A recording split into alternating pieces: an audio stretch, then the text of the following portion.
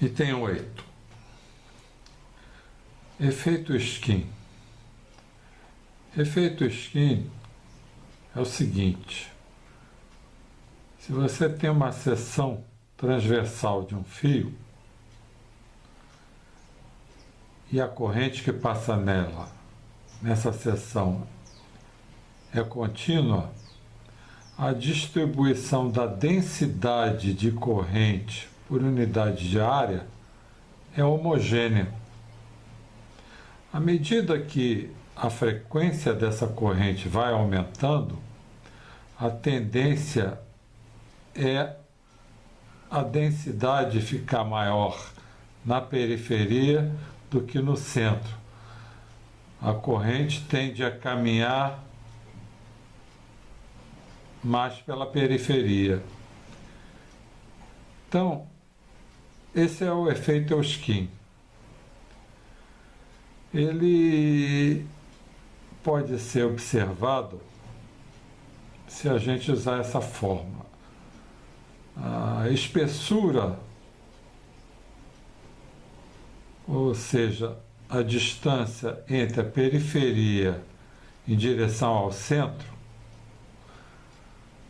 em que a corrente mais se concentra, é dado por essa expressão 6,62 sobre raiz de F, onde F é a frequência que essa corrente circula dentro do condutor. Bom, no caso aqui eu supus que a frequência são 52 kHz, essa expressão vai dar 2,9 vezes 10 a menos 2 centímetros, ou 0,29 milímetros. Ok? Essa é a espessura da região onde se concentra mais corrente. Acontece que, no nosso caso, a corrente DC é predominante. Então, a distribuição da corrente na área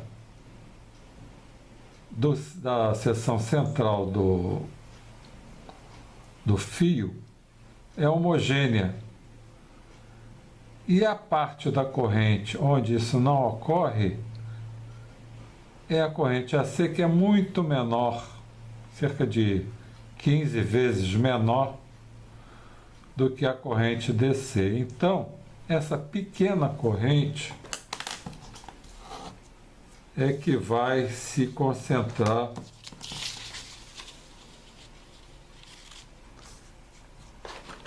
nessa região.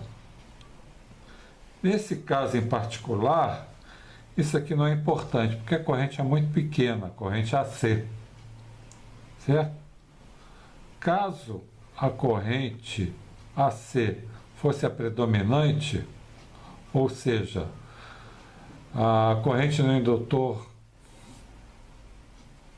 fosse tipo triangular ou quadrada, um valor indo a zero, então esse efeito skin seria muito importante. Todo esse procedimento de cálculo deveria ser modificado. A primeira coisa que se calcula, então, no caso desse que eu acabei de explicar, seria o efeito skin. Se calcula essa espessura, repara que isso aqui equivale ao raio. É a distância da periferia ao centro. Então, se eu pegar um fio com o dobro dessa espessura, por exemplo, 0,29, 0,58. Esse é o fio com o diâmetro máximo empregado caso a corrente AC fosse a predominante, tá? Se o valor dessa corrente produzisse ou necessitasse uma área da seção transversal do fio maior, o que deveria fazer é usar diversos fios com o dobro desse valor. Isso aqui seria o raio, seria o dobro, certo? Até que a somatório dessas áreas permitisse que toda a corrente AC passasse por ele. Não adiantaria nada aumentar o diâmetro do fio, porque a densidade da corrente estaria aumentada aqui. E aqui ficaria pouca corrente no centro. O que significa? Significa mais corrente passando por menor área, significa que maior perda no enrolamento. Perda de potência, porque a corrente vezes a resistência vai dar tensão maior nesse enrolamento.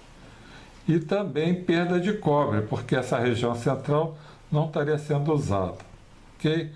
Mas nesse caso daqui isso não acontece, porque a corrente AC é menos de 10% da corrente DC. Então eu posso manter esse efeito skin ignorado, tá? Outra vez, se a corrente AC fosse maior, eu primeiro deveria verificar o efeito skin, o valor da corrente AC, calcularia o valor da corrente RMS, calcularia a densidade superficial da corrente no enrolamento. A superfície do enrolamento seria a seção transversal do fio. A partir dessa densidade, escolheria o fio. A partir desse fio, eu veria na tabela qual é a resistência dele, ohms por quilômetro, e aí eu calcularia o efeito skin, e isso é válido para corrente alternada muito maior que a corrente contínua. Então, nesse caso, eu vou esquecer esse item 8, tá bom? Só por causa disso. E no meu caso, o fio é o fio 18 AWG obtido nos cálculos do item 7.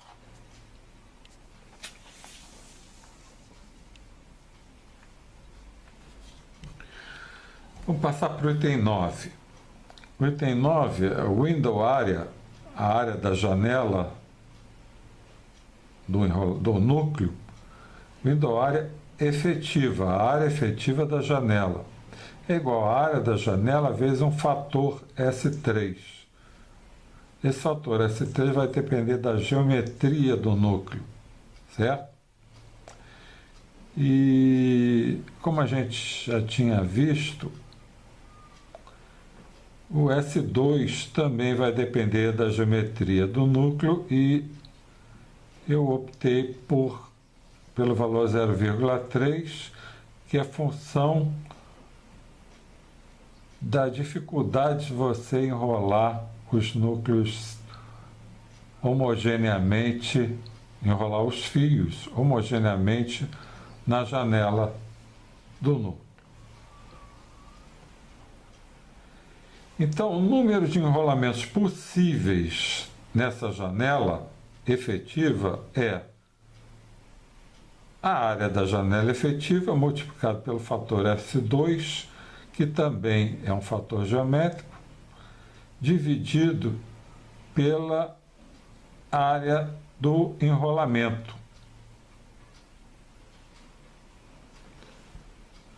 Então, fazendo essas contas, o número de enrolamentos possíveis é igual a área efetiva é window area vezes S3, vezes S2 sobre a área do fio.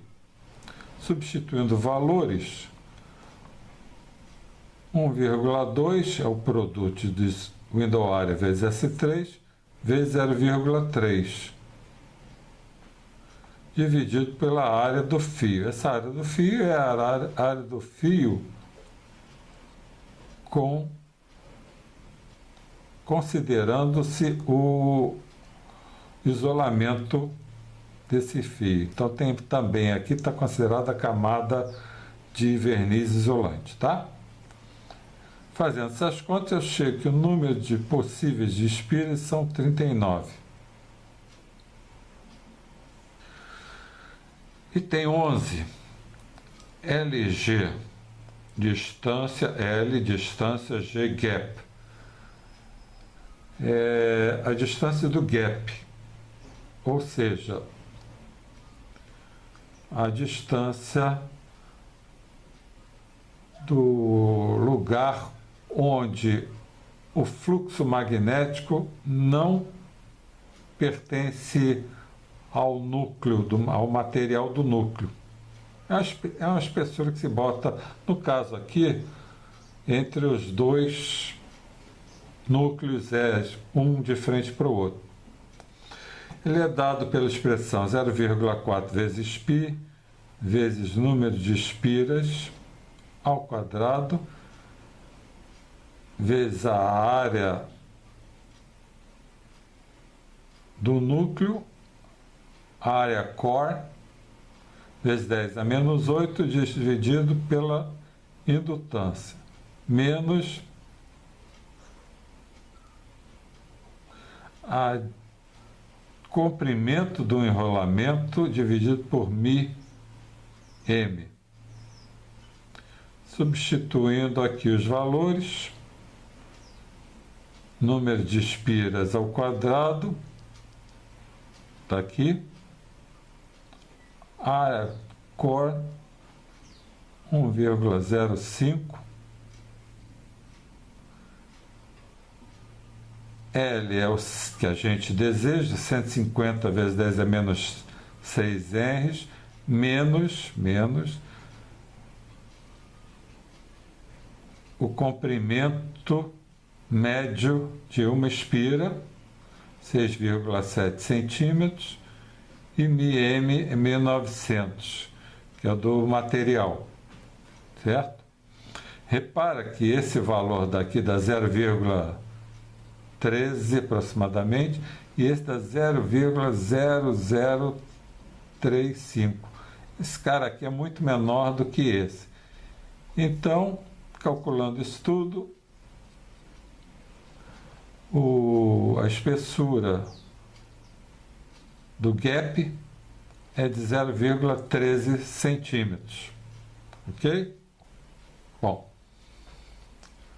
aqui nós temos que, obtido do manual do fabricante área core, 1,05 centímetros, que foi empregado aqui, tá? Aqui o comprimento médio de um enrolamento dentro desse núcleo, 6,7 centímetros, que foi usado aqui, tá? μm foi tirado do manual, do material do núcleo, é 1900. Esses dois valores, se eu não me engano, eu calculei da geometria do núcleo, tá bom?